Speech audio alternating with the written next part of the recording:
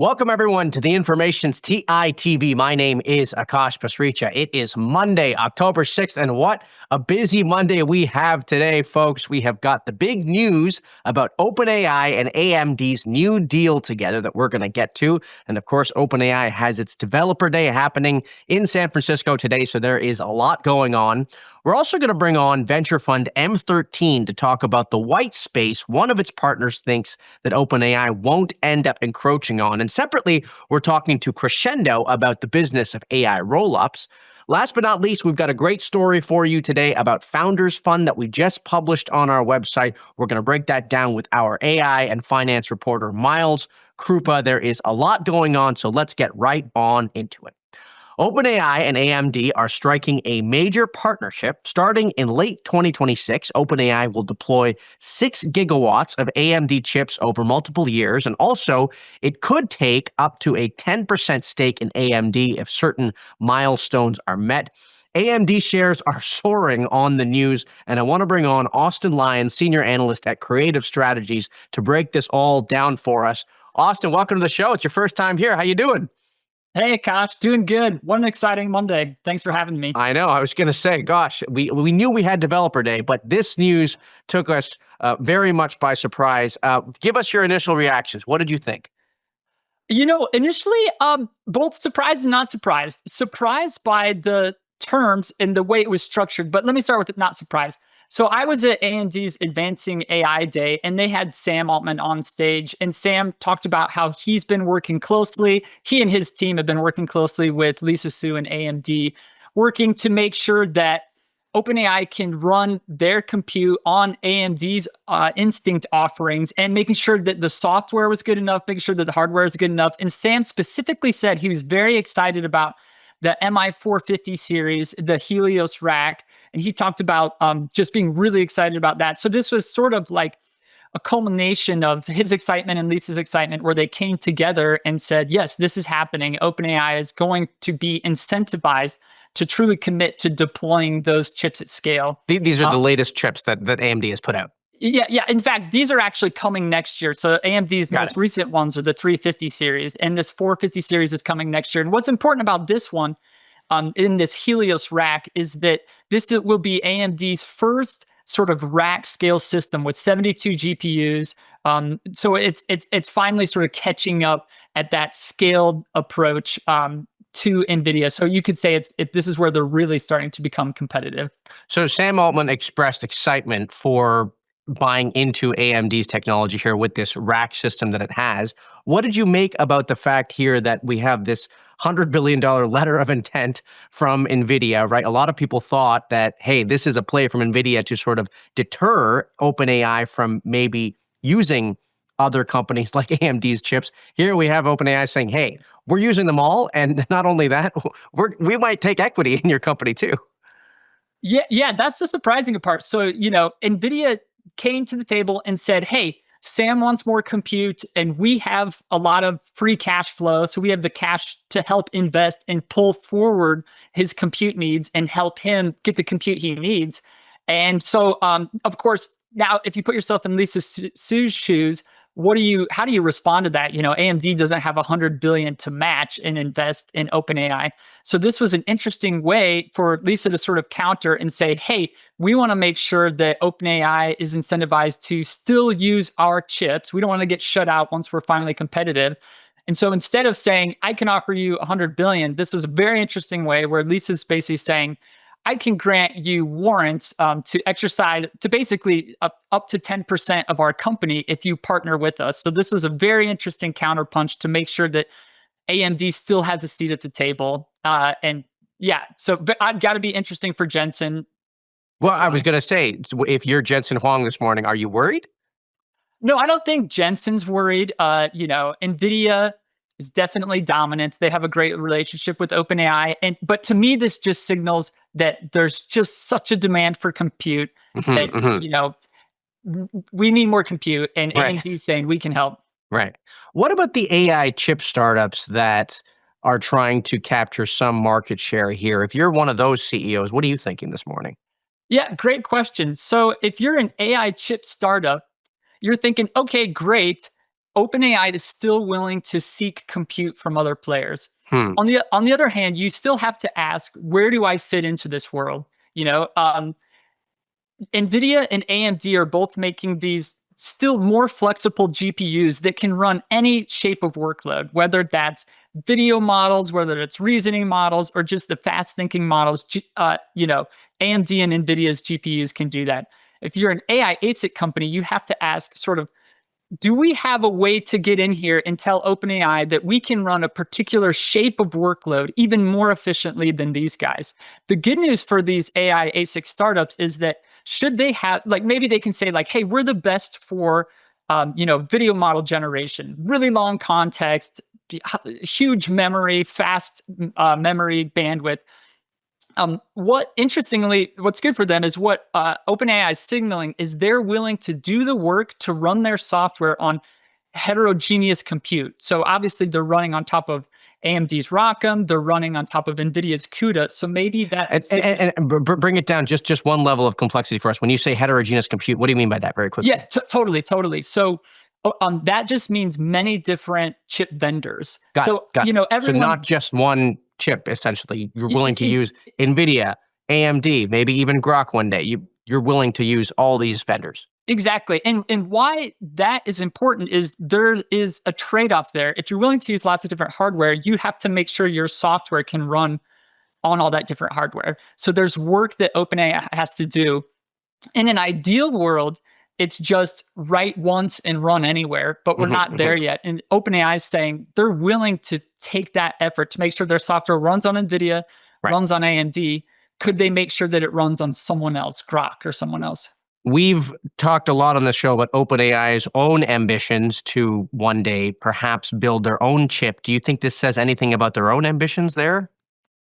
That's a good question. I think they'll still pursue their own chip. I think OpenAI will have a good sense as their workloads shape up what their specific needs are. They'll continue to use GPUs because GPUs are flexible, and as workloads change, as the underlying models change, GPUs are just the best place for those to land. On the other hand, as some workloads, like let's say deep research, there's a lot of people that run OpenAI's deep research. It's very computationally expensive. Could OpenAI make a deep research cluster that's tuned at the system level just for deep research? Definitely. And still making their own chip might be a way to do that. And last question for you. How do you think about the power demands that all of these deals and all of this compute is going to need to take? Did we glean anything from this announcement, or did it raise more questions? Akash, that is it. So, the question is, where's the 6 gigawatts coming from? Where's the 10 gigawatts coming from? Now OpenAI says, we're going to get these chips, and the partner's like, we're going to have the we'll have them ready for you. We'll give them to you. Exactly. And so naturally, the next question is, where are they going to go? What real estate are they sitting in? And where's the power coming from? Is it Oracle and Stargate? Is it CoreWeave? If you're a neo cloud, you have to be excited about this as well. Anyone who has power out there needs to be calling Lisa Su and saying, we should talk. Great. Well, thank you so much for coming on the show, Austin. Like I said, we've got so much news that is going to continue to come out today with the Developers Day, but we started the morning off big with this OpenAI AMD announcement. That is Austin Lyons, a senior analyst at Creative Strategies. It is his first time here on TITV, but we look forward to having you on once again very soon. Okay, for our next segment, aside from its cloud deals and its chip deals, OpenAI has been making a ton of noise on the applications front. That, of course, seems to be the main date of its new CEO of applications, Fiji Simo. And it all raises a big question around what parts of the consumer technology sector will be left untouched and where there's still opportunities for smaller startups to succeed. I want to bring on someone who has been thinking about that exact point. Anna Barber is a partner at venture fund M13. She has written extensively on this topic. Anna, welcome to the show. It's great to have you. It's great to be here, Akash. Thanks for having me, especially of course. on a day like today. I know. So much news and so much more to come. I want to talk about the sort of applications layer that OpenAI is building. We just talked about the chip layer and its deal with AMD, but you've put some great thought into the consumer side of this story. And I want to ask you, just open-ended here, OpenAI is doing agents.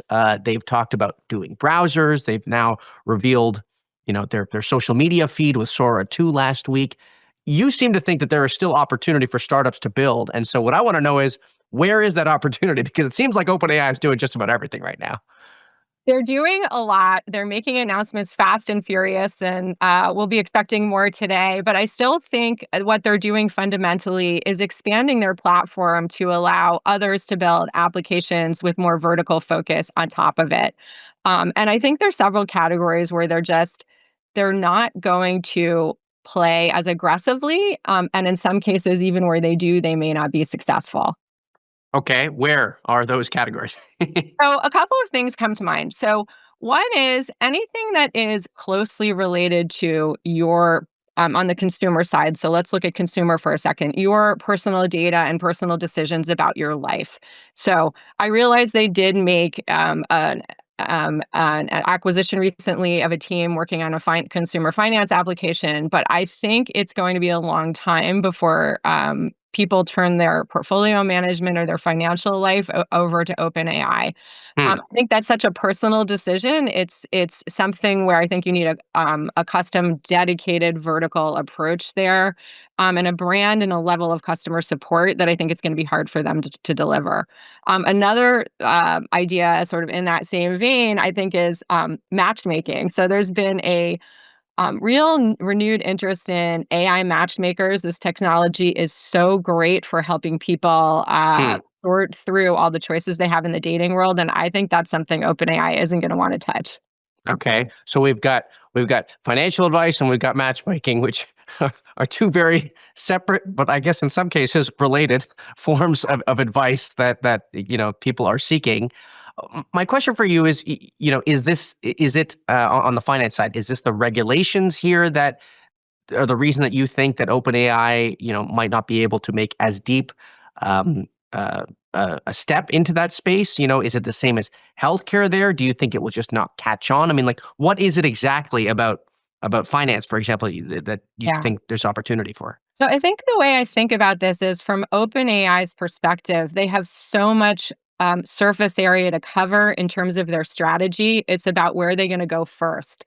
So today, for example, we might expect them to be making announcements about more generalized tools for others to build applications. I think that that's going to be their focus for a long time, rather than diving deep into verticals that require a very specific user experience and very sort of personal focus and relationship. So finance, healthcare, dating, home buying, any kind of, going into commerce, but I wouldn't expect them to be going into the major commercial decisions such as buying a home. So basically, the more discretionary the purchase, I guess, the bigger ticket items, whether it's, hey, who am I going to spend the rest of my life with? What house am I going to live in? Where am I going to put my retirement savings? The bigger the ticket, the less the reliance on something like AI. I think that's right. The bigger and sort of the less right to win a general platform company like OpenAI might have. There's liability associated with these decisions. They're highly personal. They involve a lot of your personal data. Another example is home management. So companies like Apple and Google got into home management devices. I don't see OpenAI going there very soon. And so when you flip this around and say, where are the opportunities for startups? I think AI home management, AI personal financial management, AI matchmaking, AI advisory for the big decisions in your life. And then I also think across the board, startups should not feel cowed by how fast OpenAI is moving and everything that they're offering. There is definitely room across the board in all categories for products that are really well designed and well thought out and deliver a superior user interface and customer experience. I do want to ask you about the developer day that we have coming up, but very quickly, I mean, you make this point here that, OpenAI is sort of a general purpose AI company right now, and that might be the reason why someone who's looking for financial advice on buying a home or managing retirement savings, for example, that might be why OpenAI might not be the best fit for something like that. My question for you is, why is it that you think people will trust AI at all to help them with something like that? Because there could be startups focusing on that space, but at the end of the day, kind of nice to have a person that's helping you with this stuff, right? I think it's a great point, and I don't think we're going to transition to people turning over the major decisions in their life to AI at any time soon, on a wholesale level. So take Sitch, the AI matchmaker that we invested in. Sitch presents itself as a human matchmaker, and there actually are humans in the loop and behind the scenes delivering and supporting the AI and giving you advice. And I think it's going to be that way for a long time. I don't see, for example, people taking medical advice from something that's just AI. There's a doctor in the loop, there's a nurse in the loop, there's a practitioner in the loop. Same with financial advice. So human in the loop, I think, is going to be the model for a long time. Right. And that also presents an opportunity for startups. What about Developer Day coming up today for OpenAI? What are you expecting and watching for there? I think this is going to be an exciting one, really focused on the application layer and tools for developers. So I think the thing that's been teased that I find the most interesting is the visual agent builder. So if you think about the host of horizontal agent builders for the enterprise that help link together MCP servers with LLM actions in an easy to use visual interface, OpenAI is going to be launching its own agent builder. So that'll be a great opportunity for developers, but also interesting for the horizontal agent builder companies to think about how they differentiate in that environment. But at the end of the day, it's still a platform. It's a platform that allows developers to build on top of it. So that's the first thing. The second interesting thing, I think, is chatter about an AI browser or some kind of AI browsing space. Not sure what that would look like, but it could be another opportunity for applications that are built on top of OpenAI's LLMs to have another distribution space. And Perplexity has come out with Comet as well, and a bunch of other companies have started to march into that space with acquisitions too. So I think now would certainly be the time for OpenAI to come out and say, hey, we've got that too. We're not falling behind in that race. I think it's definitely going to be a day to watch. Anna, thank you so much for coming on the show. We really appreciate it. That is Anna from M13 Partners here on TITV. Okay, for our next segment, Peter Thiel in the past has expressed a ton of caution about investing in AI, but a new story we published today in The Information lays out how his firm, Founders Fund, is doubling down on key investments in the sector. There are some unexpected pivots in this story too, so I want to bring on our AI and finance reporter, Miles Kruppa, to tell us all about what he's learned. Miles, welcome back to the show. It's great to have you. Thanks, Akash. So let's talk Founders Fund. Okay, so the company had its annual general meeting, which you're going to tell us more about in a second. They had it last month, and there were some new revelations about how they are looking to invest in AI. What did we learn? Yeah, we really learned for the first time how Founders Fund is kind of seeing venture investing in AI from the top down. And what they really said is, we don't plan to make that many investments, but in the ones that they have made already in companies like OpenAI, Crescendo, Cognition, which makes Devin, the coding app, they plan to really double down on these investments and put a lot more capital behind these bets instead of spreading it more widely as some other VCs have done. So how do you square that with Peter Thiel's comments that, hey, we're in a bubble? I mean, it's like 1999 right now. And here he's saying, no, forget it. I'm going in. I'm going all in fact. Yeah, I think he's really saying a variation of his investment thesis that he's stuck to for a few decades now, which is basically he wants to back the companies that are going to become the biggest, that are going to basically create monopolies in these new product areas. He thinks probably that most companies, a lot of the sort of copycat companies that are springing up during the AI boom, won't have much value or aren't worth the prices that VCs are paying right now, but that basically there are going to be a few big winners out of this technology wave. And he wants to sort of get behind the ones that can scale with a lot of capital. And tell me about venture capital broadly speaking. I mean, I've heard of strategies where people say, hey, we're indexing the market. We are spraying and playing. I mean, venture capital is a game of having many bets and hoping that one of the 100 work out. This seems like a nuanced approach, I guess, saying, hey, we are so confident in the big ones. And really, these are also companies that are pretty big already. Like the likelihood of them failing tremendously seems pretty low here. Yeah, I think, there's an argument that OpenAI's investors in particular are making, which is basically that OpenAI got this head start. They had this viral moment with ChatGPT, and now they've accumulated all this capital, all this distribution, all these sort of inherent advantages from being a first mover in consumer AI that makes them sort of the default winner at this point.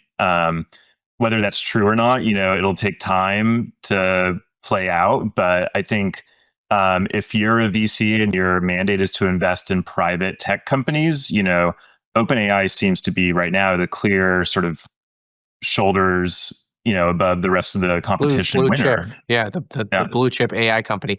Did you get any insight from the people you talked to as to why his perspective on this may have changed recently? Because Founders Fund, we've reported, they didn't participate in some of the earlier rounds in OpenAI. They were an investor in OpenAI. I think come 2013 was maybe 2023 was I think the last big round that they participated in, and then they actually sat out some of the later rounds. Why have they changed their perspective on this? Why is he coming around to sort of doubling down on OpenAI, on AI generally? Yeah, well, it's interesting. One thing I learned reporting this story was that, yes, Founders Fund may have sat out an early OpenAI round or two, but they actually invested in 3 different rounds before this most recent one, where they put in $1 billion at a $300 billion valuation. So, one thing that sort of came out at the meeting was that Founders Fund has quietly been accumulating a bigger stake in OpenAI. And I think they would probably say that just reflects their confidence in the way that OpenAI has been able to grow and sort of grow the business while also being able to consume a lot of capital and use that to create the moat that they're creating around their infrastructure, their model training, the way their consumer product works. So I think that's sort of how Founders Fund got more confidence in OpenAI over time. And what about Crescendo and General Matter? And maybe tell us what General Matter is actually, because that's not a company that we've talked about too much on the show.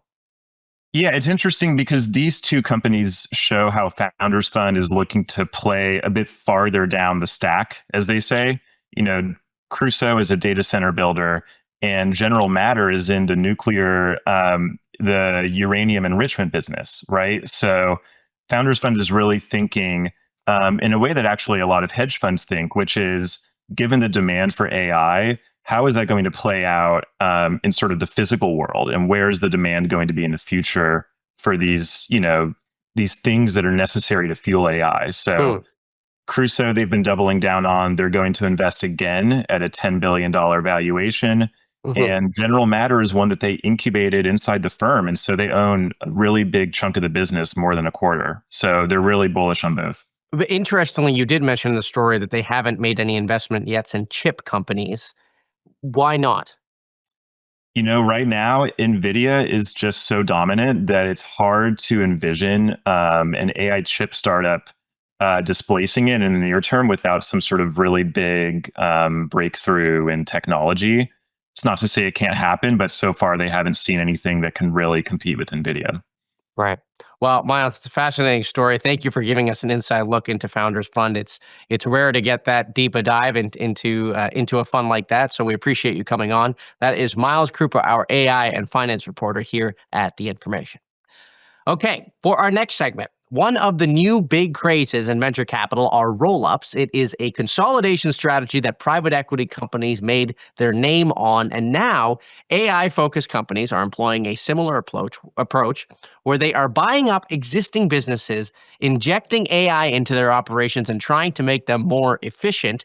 I want to bring on Matt Price, the founder and CEO of Crescendo, an AI customer service company that knows this strategy very well. Matt, welcome to the show. It's great to have you. It's great to be here, Akash. Okay, so let's talk about the business of rollups. This is something that we have hinted at in the show. We haven't gone too much into detail about it. Very quickly, though, tell us about what Crescendo does, and then we'll talk about the industry at large. Yeah, so Crescendo's created the first AI native contact center. The first wave of AI has been adopted somewhat within customer care by bolting on AI chatbots onto existing operations, a bit like you would bolt an engine onto a horse carriage to create the first car. We've thought about it differently, and to improve customer experience, reinvented customer care from the bottom up in the AI era, and it provides amazing accuracy and results. And tell me, I know you have a close relationship with General Catalyst. Was the company started inside General Catalyst? Was GC an early investor? How does that relationship work? It was yes, it was part of the creation fund within General Catalyst, where obviously the business there had an amazing vision for how customer care could be transformed, and assembled the team, including myself and Andy Lee, our co-founder, who had an amazing success in the contact center world, and we created Crescendo together. Right. And so tell me, the idea here behind the business is what? That Crescendo you just bought a customer service company, Partner Hero. It was a business, the way I understand it, was a business that operated call centers for certain companies and industries. That's right. So we created very deep AI technology, for customer care, and ranging from AI assistants and all of the things that are required in order to make an AI native contact center. And then obviously there's an important part of this, which are the people. We call them superhumans because they're trained to work with the AI. And so in order to get to scale very quickly, we then went and acquired a company that was very well versed with that. And along with that, they had a number of clients, and the goal there was to work with those clients to move them from where they were today into an AI native world, and working very well. And so the idea here is that you will acquire not just Partner Hero, but a second, a third, and a fourth call center company like that, merge them all together, I guess replace some of the employees with AI to do something like a Decagon does, I guess, and just having an AI talk to the customers. That's the vision here. So the important thing is what we're seeing is actually the humans don't need to replace, but they need to be moved into new roles and educated, because the AI can handle certain things, and then humans are still required in order to handle other things. And so actually, as the market grows with engagement through AI, and there's something I learned about recently called Jevons paradox, which as the unit economics go down, the overall market expands. Right. We're actually seeing demand for people grow. And so what we do as part of the acquisitions is work very hard to make sure that people understand what their future roles are. We train them to work with an AI contact center. And can you give us a technical example here of a job, for example, that a person was doing at a call center, right? An inquiry that they were spending 8 hours a day on, that now an AI agent could take care of, let's say, and it's a voice platform. And now that person is doing something else. We've heard this time and time again, but what is that something else? Give us a tactical example. Yeah, this is an example of where AI native becomes really important rather than just bolting on. If you imagine a world in the past whereby the companies were constrained economically by the number of people that could handle. Let's say, take for example, Lovepop, a great greetings card manufacturer. They can send you a card anywhere in the world. If their customers hit a problem, then they would have to wait to get it responded. And they're in the moment of an emotional moment and they can't get it resolved. By going AI native, what we're able to do is get an immediate response using AI. Right. Shorten it down, and then free up the time of the people such that we could staff it 7/24 and have those people then follow up in a very short amount of time. The results for them were remarkable. They went from average rating on Trustpilot to an excellent within a space of a few weeks. So the people are doing the follow-ups now with customers. Yeah, they're doing approvals, or they're handling more complex cases, or they're being used for proactive support. So they're being repurposed into higher value roles for the business, and the AI is taking care of the routine work. Right. How many, tell us about the next year. I mean, how many more acquisitions are you looking to do? How much do you think you'll spend on these acquisitions? Yeah, it's a good question. We're now very confident on the success of the first acquisition, the ability to move customers to value quickly, that we're ready to move towards acquiring more businesses. What's important to us is that we get the right companies. They have to be incredibly customer focused. They have to understand the vision. So right. I would think, which is something we don't always control, but we're actually seeing a lot of interest from other founders now, and you could expect us to make more acquisitions in the not too distant future. And last question for you. You guys recently exceeded, or I guess crossed $100 million in ARR. That was an announcement that you put out. How much of that $100 million is coming from Partner Hero, which was an existing business, versus new revenue that the company generated on its own? Yeah, I would say it's at the moment more of it's from the existing business that has been converted and upgraded to the AI native contact center From Partner Hero. From Partner Hero. Okay. But we do have a very strong growth in direct business as well. And one helps the other. The customers that have been upgraded, Partner Hero obviously gave us a lot of reference customers early on. And, this is a new thing we're doing. So the market requires proof. And now as people are hearing about that, we're getting a lot of companies coming to us saying, hey, well, this bolt-on-bot approach isn't quite working for us at the moment. We've heard about your new approach, and that's driving a lot of growth. Well, the thing that I keep thinking about is, hey, if call centers, we think about valuations for a call center business that may have been started 10, 20, 30 years ago even. I mean, gosh, there's like a feeding frenzy for AI companies to get their hands on these call centers. Suddenly, I can imagine their valuations being commanded at a premium, because before it was just, hey, it was like every other call center. Now, I mean, people are saying, these are the hot commodity. Everyone wants to sort of turn into AI native companies, I guess, if you will. Yeah, you'd think. I think it takes a special approach of a business to really understand how to do M&A, especially at an early stage, and then do it successfully of then taking what is a core, deep Silicon Valley AI tech and merging it into a people operation in order to make it successful for the clients. And obviously, we feel that we have a significant advantage in doing that. Right.